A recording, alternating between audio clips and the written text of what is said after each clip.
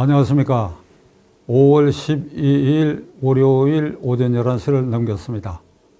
오늘부터 6월 3일 대통령 선거까지의 선거운동 기간이 시작됩니다. 여러분들께서는 5월 10일 새벽에서부터 그날 저녁 늦게 일어났던 국민의힘당의 내분 소통에 대해서 많은 실망을 하고 그리고 좌절감과 절망감을 느끼신 분이 많으리라고 생각합니다. 우선 저는 오늘 이 방송을 통해서 6월 3일 대통령 선거를 현재 6공화국 헌법, 이 헌법 체제가 보장하고 있는 삼권 분립 그리고 자유민주주의 질서를 수호하는 이 헌법을 그런대로 지켜나갈 것인가, 아니면 이 헌법을 뿌리채 뽑고 황제 대통령 시대를 여는 것, 다른 말로 하면 이재명 후보를 당선케 함으로써 이 6공화국 헌법체제를 완전히 뿌리채 흔들어 그 그루터기에 걸터 앉아서 황제적 대통령, 황제 대통령이 되는 이것을 국민이 허용할 것인가, 허용하지 않을 것인가. 5월 10일 새벽의 쿠데타로 그 분열상이 적나라하게 드러났다. 아, 원래 정치는 이런 것인가 보다. 정당의 생리는 이런 것인가 보다. 기본적으로 정치와 정당은 투쟁이다. 무엇을 위한? 권력을 위한 투쟁이다. 작은 권력, 큰 권력, 기득권 수호, 국회의원 지키기, 개인 이익과 이익이 충돌하는 적나라한 전쟁터다. 총만 서로 쏘지 않았지. 이 모습을 우리는 보았다. 국민의힘당은 도저히 신뢰할 수 없다. 그러니 최종적으로 확정된 후보가 누구든지 간에, 그것이 김각은, 이각은, 윤각은 간에 그 후보를 우리가 어떻게 믿을 수 있느냐. 그런데 이 판은 우리가 아주 투표를 포기해버리거나 그렇게 해서 이재명의 황제 대통령 시대가 열려도 어쩔 수 없다. 우리가 이렇게 그냥 좌절하고 주저앉을 것인가.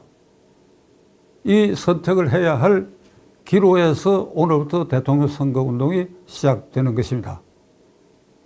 이재명 후보가 당선이 되면 황제 대통령이 될 것이다라고 하는 것은 그가 21대 국회 후반부와 22대 국회에 들어와서 지금까지 당권을 장악하고 보인 행태를 보면 여러 말 할 것 없습니다.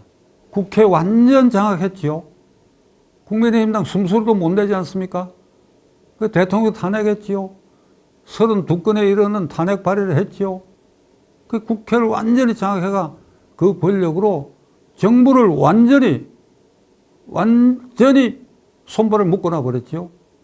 국무총리 권한대행에 다시 탄핵, 또 부총리 탄핵 위협, 그래서 사임, 그래서 대통령 권한대행 국무총리, 그 국무총리 권한대행 부총리, 다시 그 부총리를 탄핵 발의를 하자 몇 시간 만에 사퇴해서 세 번째 사회부총리가 지금 대통령 권한대행의 대행을 만듭니다. 이거 행정부 마비입니다.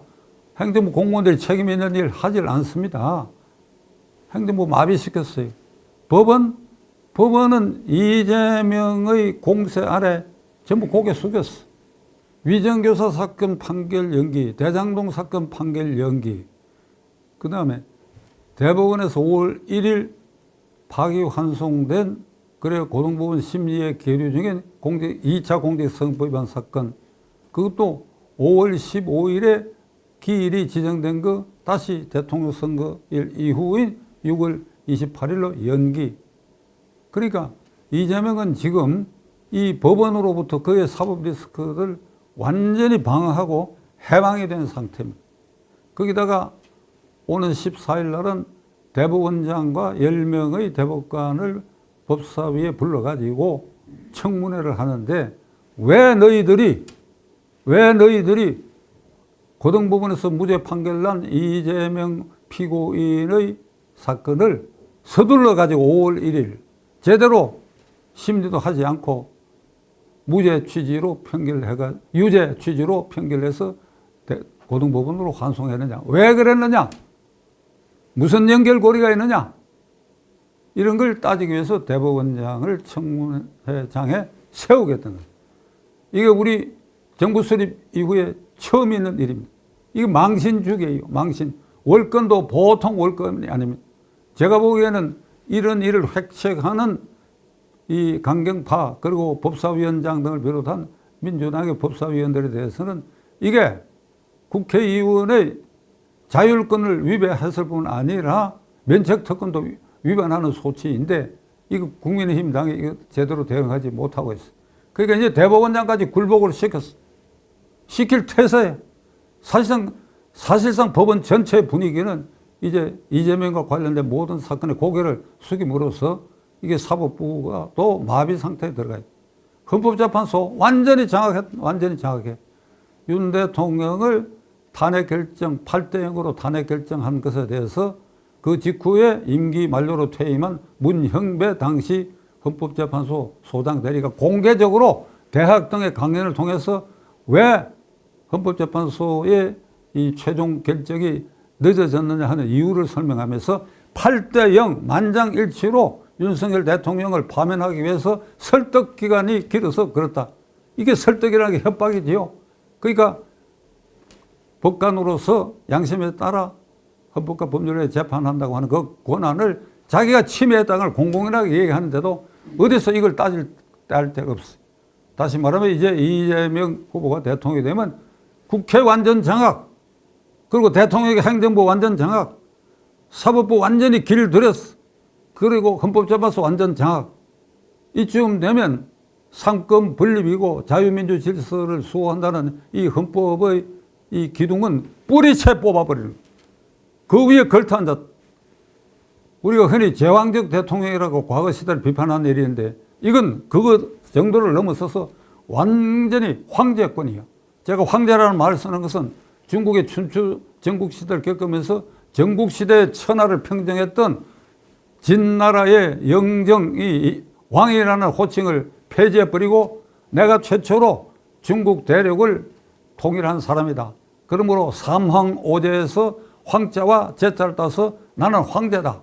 그냥 황제가 아니라 내가 황제의 시조다. 그래서 시황제, 진나라의 시황제. 이래서 오늘날 우리가 중국을 영어로 차이나라고 부르는 것은 그 시황제의 천하통일 시대, 그 지진으로부터 비롯되는 것인데 시황제는 어떤 소리를 했느냐. 이 땅과 여기 있는 백성과 그리고 하늘까지도 내가 장악했다고 얘기를 했어. 이 삼권을 장악했다. 삼권, 땅, 백성, 하늘. 이재명이 대통령이 되면 입법부, 행정부, 법원, 그리고 헌법재판소 사부를 장악하게 돼요. 그래서 제가 황제 대통령 시대라고 얘기하는 것입니다. 국민은 이런 황제 대통령 시대를 허용하고 그 출현을 어쩔 수 없는 일로 받아들일 것인가? 아니라면 여기에 맞서는 국민의힘당 김문수 후보를 주목하고 그에게 힘을 실어서 이런 황제 대통령 시대를 막는 도구로서 김문수 후보를 우리가 사용할 수 있을 것인가? 이걸 우리가 한번 살펴봐야 돼요. 김문수 후보를 개인적으로는 신뢰하는 사람들이 많이 있으라고 생각합니다. 저는 개인적으로 김문수 후보가 15대 국회에 경기도 부천에서 민주당의 박지원 후보와 처음 대결했을 때 당시 선거대책위원장으로서 그 현장의 선거를 제 나름대로 도운 일이 있습니다. 간발의 차이로 당선돼 가지고 그는 정치에 입문해서 거기서 3선 2원을 하고 도지사 2번 경험하면서 그의 정치 행정 영역을 축적했기 때문에 그를 아주 가까이에서 또 약간은 멀리서 그를 관찰한 사람으로서 괜찮은 후보입니다. 괜찮은 후보입니다. 이번에 경쟁했던 여러 후보 중에 다 좋은 사람들이 많지만은 김문수 후보도 괜찮은 후보입니다.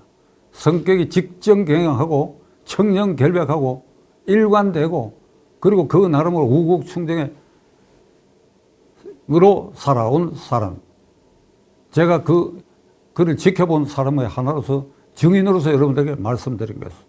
자, 이 김 후보를 뒷받침하고 있는 국민의힘당 모습은 5월 10일 새벽의 당권파의 그 구테타 기도 때문에 그의 후보의 이미지가 많이 손상된 가운데 오늘부터 선거운동이 시작됐습니다. 자, 국민의힘당 후보는 108명에서 107명을 줄였지요.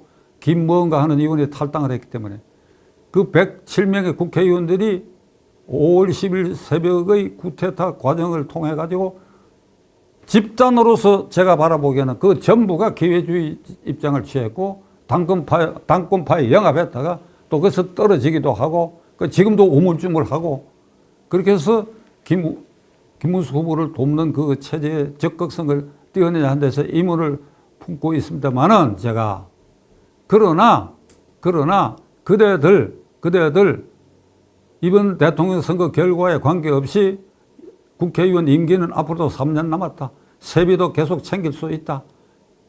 이재명 대통령 시대가 오면 우리는 이제 완전 야당으로서 일정한 몫을 할 수 있으니까 국회의원으로서 할 수 있다.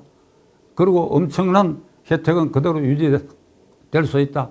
이런 생각에 매몰돼 가지고 김 후보를 돕는 일에 일사불란하게 이게 체제전쟁이라는 개념으로 여기에 올인할 수 있느냐 없느냐 하는 것이 이번 선거의 분수령이 되리라고 저는 생각합니다.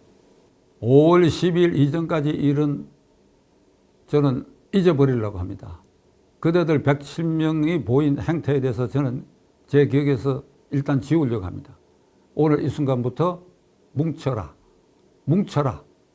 그중에서도 특별히 이 방송을 통해서 저는 홍준표 당시 경쟁 후보 탈당해서 지금 미국에 가 있다 그러죠. 그 다음에 한동훈 당시 경쟁 후보 두 사람에게 말씀드리려고 합니다. 홍준표 후보는 탈당했으니까 다시 입당 절차를 밟는 거 번거로울 것입니다. 귀국하세요. 체제전쟁이라고 생각하면 귀국해서 이 체제전쟁에서 황제 대통령 출연을 막느냐 그리고 못 막느냐는 절체절명의 순간에 홍준표 전 후보가 선택할 수 있는 길이 어느 길이냐 답이 나와 있어. 귀국해요. 그리고 체제전쟁의 이 선두대열에 서요. 김문수 후보를 지지하느냐 안 지지하느냐 그 문제가 아니에요. 지금은 당권파가 나를 이렇게 했다 안 했다 하는 것이 문제가 아니에요. 국민을 위해서 황제 대통령을 막느냐 안 막느냐는 이런 순간이야. 귀국해요. 귀국해. 그리고 앞장서. 한동훈 후보는 오늘 현재까지 굉장히 비겁한 자세를 취하고 있어. 여러 말 할 것 없어. 나는 뒤에서 돕겠다고 이런 말을 했어. 뒤에서 뭘 어떻게 돕겠다는 거야? 앞으로 나서 전면에 나서 황제 대통령 시대가 오면 당신에게도 다음으로 어떤 기회가 올 것 같아? 여기에 머뭇거리던 사람 그래도 남아있는 민심이 분출해가지고 황제 대통령 시대가 출현하면 거기에 대해서 최선을 다하지 않는 국민의힘당 관련자들에 대해서 엄중한 심판을 할 것 같아 안 할 것 같아? 비겁한 얘기하지 말고 전면에 나서 뒤에서 어떻게 도와? 전면에 나서라고. 끝으로 107명의 국회의원 여러분들 다시 한번 말씀드립니다. 앞장서요. 어제까지 일은 우리가 잊어버릴 테니까 앞장서요.